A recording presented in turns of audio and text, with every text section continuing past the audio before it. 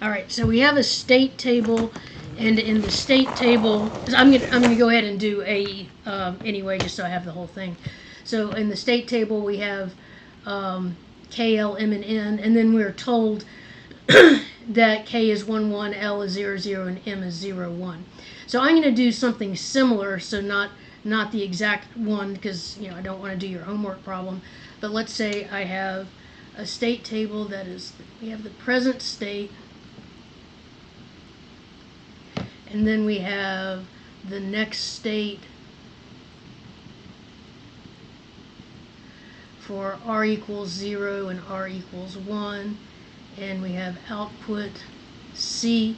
And notice that C only depends on the present state. It doesn't depend on the input, and so that makes it, for the life of me, I can't keep Mealy and Moore straight, but it makes it whatever kind of machine depends only on the state and not on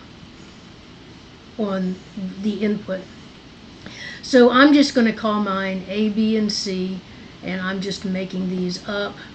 A, B, A, C, B, C, and output 1, 1, 0.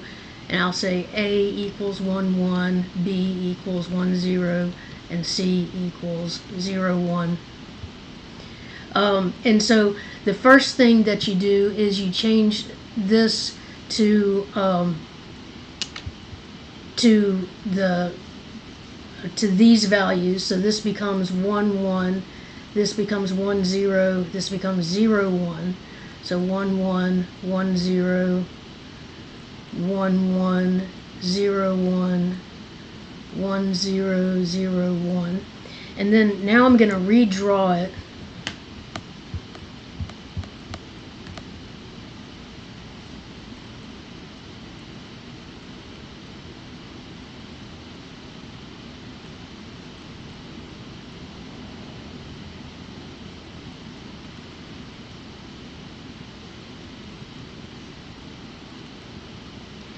And this time when I redraw it, notice that the present state is Y2, Y1, and the next state is capital Y2, capital Y1. So this will be Y2, Y1. This is capital Y2, capital Y1, capital Y2, capital Y1, and the output is still C. And now I'm going to change this just because it'll be easier for me later to have it in just regular binary order. So I have 0, 0, 0, 1, 1, 0, 1, 1. And on mine, the 0, 0 were the don't cares. And 0, 1 corresponds to the C right here. So this would be 1, 0, 0, 1, and 0. And 1, 0 was B.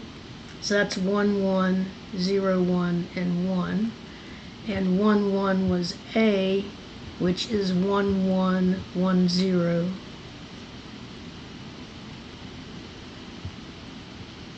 And 1. Okay, so far, is that good? Yeah, that's good so far. Thank you. Okay, all right. So now that was part A. Part B is to derive minimal Boolean expressions for the next state to be input to the flip-flops and for the output. Okay, so here's how we do this. So I'm going to start by figuring out what Y2 is. And Y2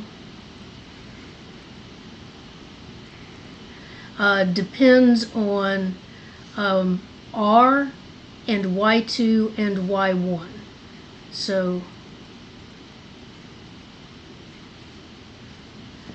I'll have Y2, Y1 here, and R here. And my K-map, I set it up with my normal setup 0, 0, 0, 1, 1, 1, 1, 0. And if I look at my state table, I see that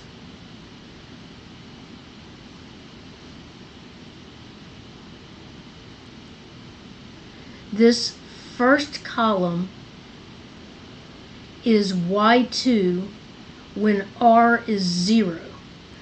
And because this is R is 0, that's Y2 when R is 0. And I notice that for 0, 0 and R equal to 0, I have a don't care. And for all of the others, I have 1s. So I can just fill in 1s here. Now, when R is 1,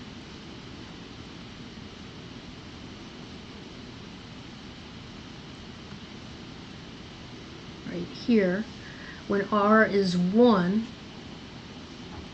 then Y2 is don't care for 0, 0, and it's 0 for 0, 1, and 1, 0, and it's 1 for 1, 1. So that is my K-map for Y2. So I can go ahead and figure out my minimal Boolean expression. So I can get that group and that group, and I get that Y2 equals, this top row is just not R, or, and then this group right here is Y2, Y1. So that's what Y2 equals.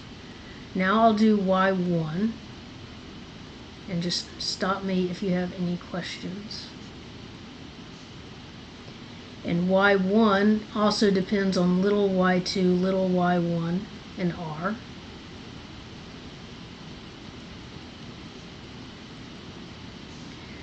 And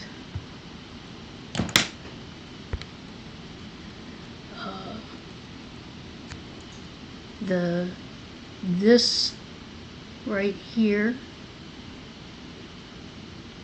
is Y1 when R equals 0, and I get a don't care for 0, 0.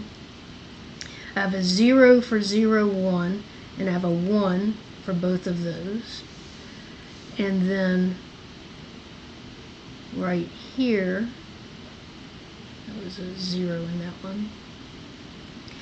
For R equals to 1, I have a don't care for 0, 0. I have a 1 for 0, 1. I have a 1 for 1, 0, and I have a 0 for 1, 1. And so this looks like, I can get that one, and that one, and I could either, it doesn't matter, I could either wrap around on the bottom, or I could get this, and either one would be the same cost. So this was for Y1. So Y1 equals this circle right here in the bottom left is R is 1 and Y2 is 0, so that's R not Y2. This circle has Y2 equal to 1, so that's Y2, and R equal to 0, so not R. And this one has Y2 and not Y1. Is that good so far? Yeah, that's good. Thank you. Okay, and now let me do C. So C does not depend on R. So C depends only on Y2 and Y1. And for 0, 0, it's don't care. And for 0, 1, Y2, 0, and Y1, let's see. So this first one is, so this is Y2 is 0 and Y1 is 1. Y2, 0, Y1 is 1, that's a 0. And these are both 1s. So C equals y2. Okay, and so then once I have these expressions, I can derive a circuit. Okay, so those were the minimal expressions for the input to the flip-flop and for the output. And then the circuit, what I'll do is each capital Y is a D flip-flop. And so I'll have a D flip-flop.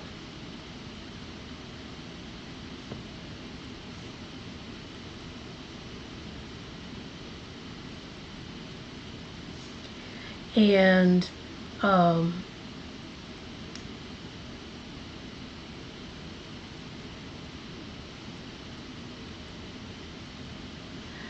label this one 1 and this one 2. And I have my input R, and my output here is Y1.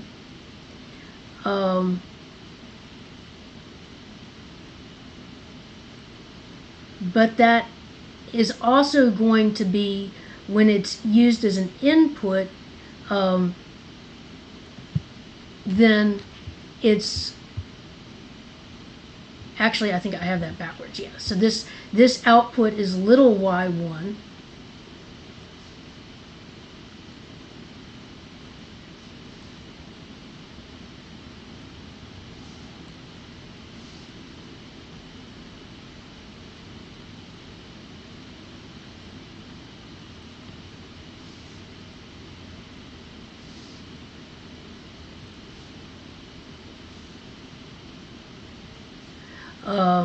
And then, but it becomes my input over here. So for y1, I have, and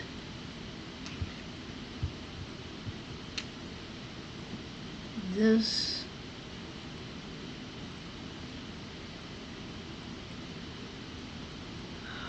is going to be y2.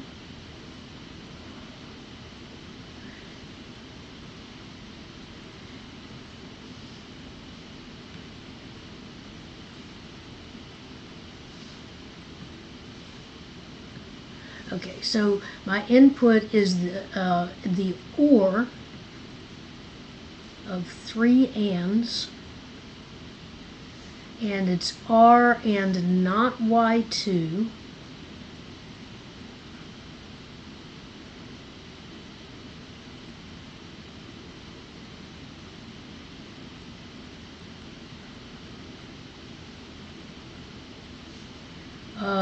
Y2 and not, oh, you know what I can do with this one?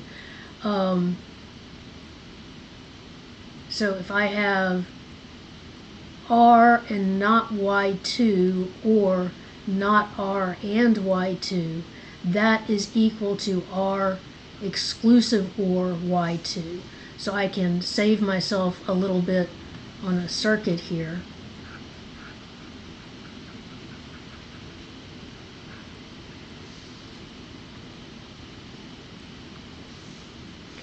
So this turns Y1 into R exclusive OR Y2 plus Y2 not Y1. So I can have R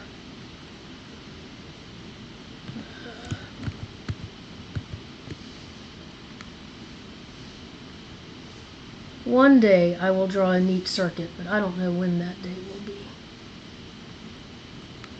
Okay, so I'll have the exclusive OR of Y2 and R,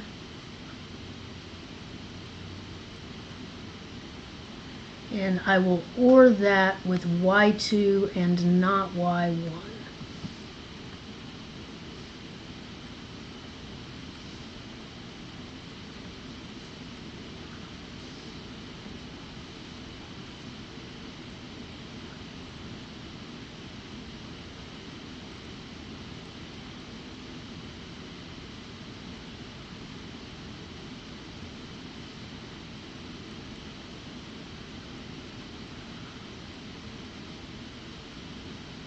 That becomes my input for this first D. My second D flip-flop, D2, that one's easier. It's Y2 and Y1.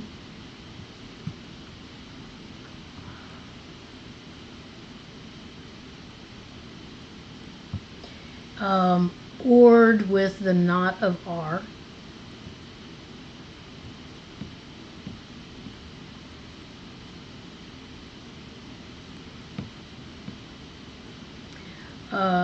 And then that gets me my output here. That gets me my next state.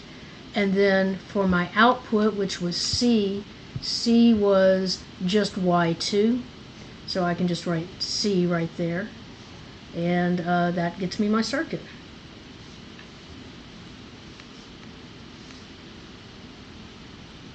So any questions on that? No, not for that.